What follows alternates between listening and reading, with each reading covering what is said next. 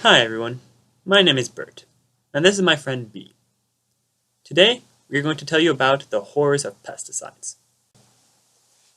What are pesticides, you say? Well, they're chemical substances used to protect farmers' crops from bugs, fungi, and other organisms that could harm crop yield. Unfortunately, these pesticides often kill my friends, the bees, as well, who are also super important for crop yield. How do they harm bees, you ask? Well, it all depends on the type of pesticide used.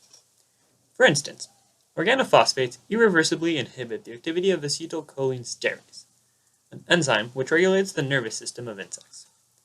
This causes their sodium channels to remain open, which in turn kills them through paralysis. Carbamates work very similarly, but are considered less toxic to my bee friends because they can dissociate. More recently, neonicotinoids have become common use, and they act directly as agonists on acetylcholine receptors. But how do bees come into contact with pesticides? Well, through exposure, of course. During crop spraying, my good friend B here could be directly covered in pesticide sprays. She could also come into contact with pesticides by interacting with pollen or nectar from crops which have been recently treated. A final way to be exposed is through direct contact during treated seed drilling. Another problem is residue accumulation.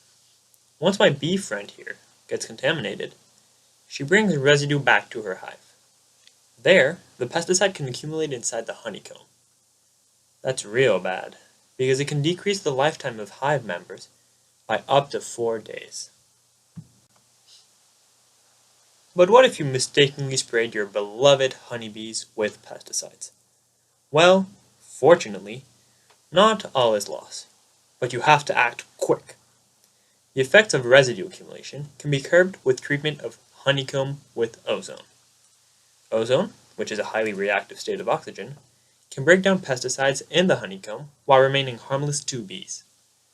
Other solutions to prevent exposure is to spray crops either early in the morning or in the evening, since bees generally don't forage during those times. Well, that's all folks. Thanks for watching, and take good care of your bees.